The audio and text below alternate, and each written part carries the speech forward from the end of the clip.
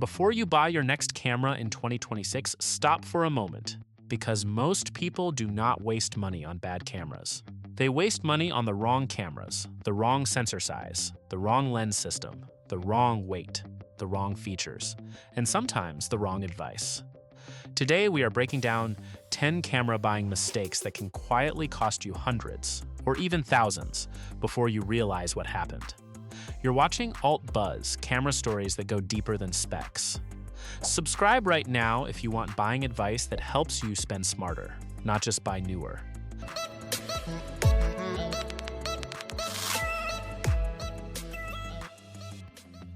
This video is not about cheap cameras versus expensive ones. A $4,000 camera can be a worse decision than a $900 one. It is never about quality alone. It is always about fit. A camera can be technically brilliant and still be completely wrong for the person holding it. That is exactly what we are unpacking today. Let's get into it. At number 10, we have the lens trap, one of the most common ways photographers lose money before they ever take a single shot. Here is how it happens. You find a body that looks affordable. The specs feel right. Then you start pricing the lenses and everything changes. That $1,500 body suddenly needs a zoom, a portrait lens, a wide angle. Before you know it, you are looking at a $4,000 system commitment nobody warned you about. Camera brands advertise the entry point. They do not advertise what comes after it. Some systems, like Micro Four Thirds, offer compact, affordable glass that keeps the total cost manageable. Others, particularly certain full-frame lineups, demand premium lenses that cost more than the body itself. Knowing which ecosystem you are entering before you spend a single dollar is not optional. It is the difference between a smart investment and an expensive surprise. And for photographers who want to travel light, this mistake is not just financial. It is physical. A lens system that is too heavy to enjoy will eventually stay at home. Price the full system before you commit to any body. The lenses always tell the real story. But lens prices are only the first trap. The next mistake? Camera brands have been quietly encouraging it for years.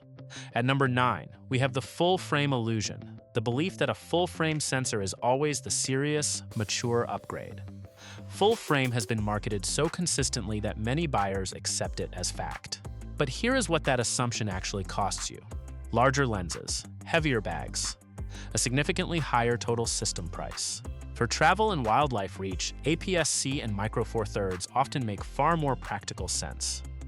The sensor size that works best depends entirely on what you shoot and how long you are willing to carry it. A photographer shooting birds or wildlife with an APS-C camera gets an effective reach advantage that a full-frame shooter has to spend significantly more glass money to match. And for street photographers or travelers who want to move quickly and stay inconspicuous, a smaller system simply disappears into the environment in ways a full-frame kit never can. Full frame is not a mistake.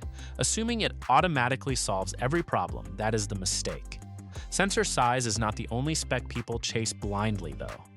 The next mistake is responsible for some of the most expensive regret in modern camera buying. At number 8, we have the megapixel myth, and it has convinced a remarkable number of photographers to overspend on something they never truly needed. For most photographers shooting social media, screen display, or standard prints, the difference between 24 megapixels and 60 megapixels is genuinely invisible. What is not invisible is the workflow cost, enormous files, slower editing, filling hard drives faster, demanding more powerful computers to process. For commercial photographers making very large prints, that trade-off makes sense.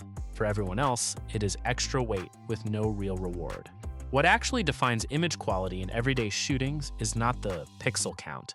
It is the color science, the dynamic range, the lens sharpness, and the light you choose to shoot in.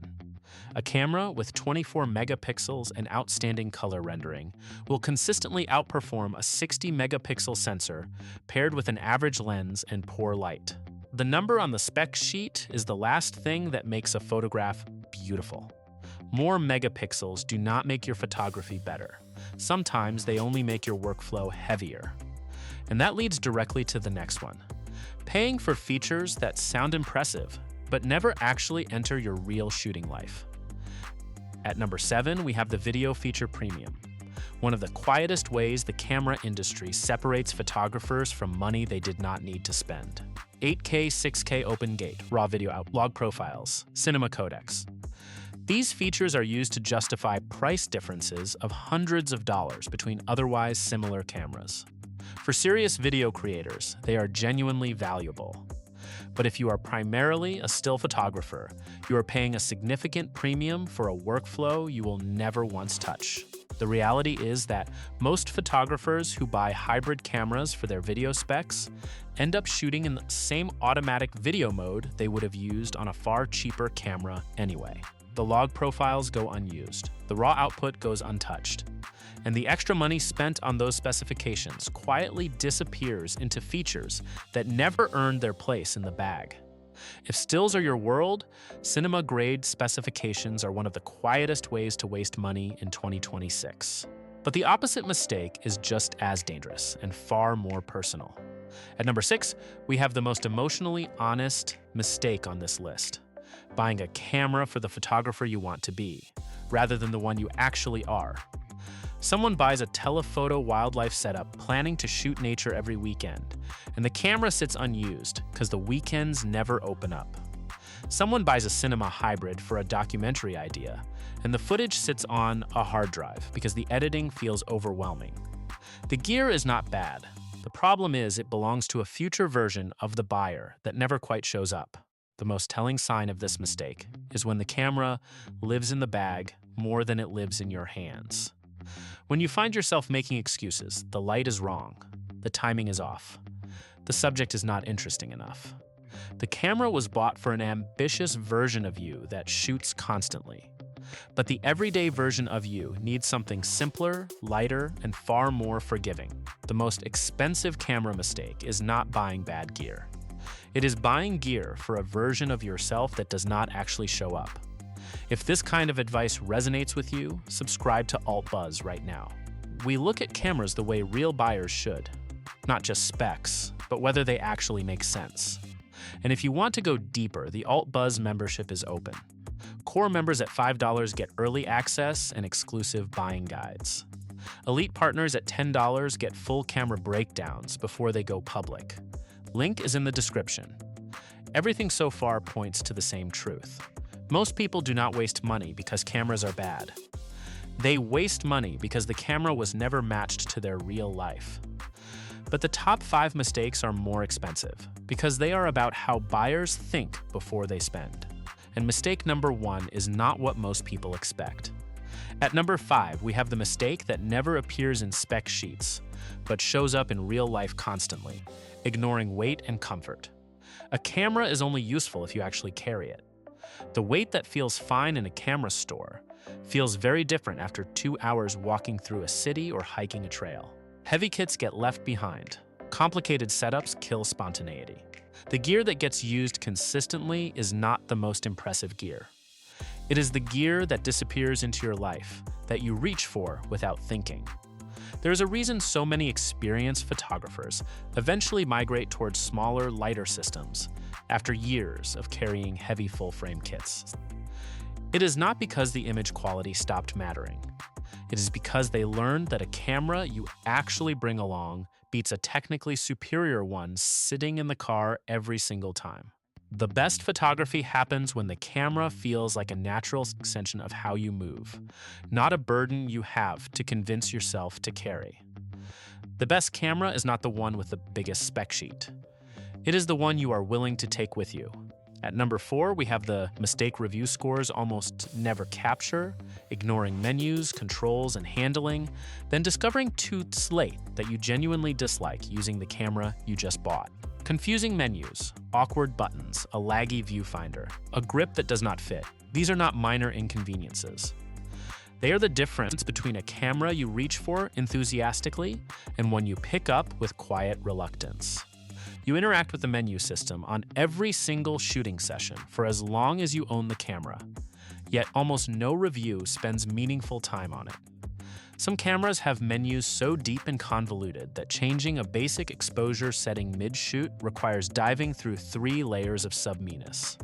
Others have direct physical dials for every key function, so you never need to look away from the scene. That difference in handling does not show up in image quality comparisons, but it absolutely shows up in how often you actually use the camera and how much you enjoy the experience when you do. A camera you hate using is a bad purchase, even if the image quality is outstanding. At number 3, we have one of the most powerful forces shaping camera purchases today: buying based on YouTube hype instead of your own actual use case. YouTubers recommend cameras based on their own needs, their own workflows, and their own affiliate relationships. That does not make them dishonest. It makes their advice personal, specific to a context that may have very little in common with yours. A creator shooting high-end brand video has completely different requirements from a photographer capturing travel memories on weekends. It is also worth understanding that the cameras which generate the most YouTube content are not always the most practical choices for everyday buyers. They are often the newest, the most talked about, and the most affiliate-friendly. A camera released 3 years ago that perfectly matches your shooting style will rarely get the same coverage as something that launched last month, even if the older camera is genuinely the smarter purchase for you. A camera can be perfect for a YouTuber and completely wrong for you. Always define your own shooting needs first, then filter every recommendation through that lens. At number 2, we have the mistake the entire camera industry is built around: buying more camera than your photography actually needs. 30 frames per second, stacked sensors, 60 megapixels, advanced subject tracking. These achievements are real and genuinely impressive. But does your photography actually need what the expensive camera adds? If you shoot family portraits, the autofocus in a mid-range camera from 3 years ago is already faster than you will ever need. If you shoot landscapes from a tripod, 30 frames per second is a feature you will never once use. The honest truth is that the gap between a well-chosen mid-range camera and a flagship body is far smaller in real-world results than the price difference suggests. Most of the extra money buys marginal improvements in extreme edge cases, faster burst rates for professional sports, better weather sealing for expedition work, slightly improved high ISO performance in very dark environments. If those edge cases are not your everyday reality, that extra money bought you very little. Sometimes the upgrade fails, not because the camera is bad, but because your photography never needed the upgrade in the first place. At number 1, we have the single most costly camera buying mistake of the modern era: buying a camera without knowing what problem it is supposed to solve. New, famous, on sale, highly recommended. These are not reasons to buy a camera. Before any purchase in 2026, ask yourself honestly: is my current camera too heavy? Is autofocus actually holding me back? Do I need better low light, more reach, or am I simply bored with what I have? Boredom is real, but it is not a problem a new camera solves. It attaches to the new gear briefly, then settles right back where it was. The photographers who consistently make smart purchases are the ones who can answer that question clearly and specifically before they ever open a browser. They know exactly what friction they are trying to remove. They know precisely what their current camera cannot do that is costing them shots.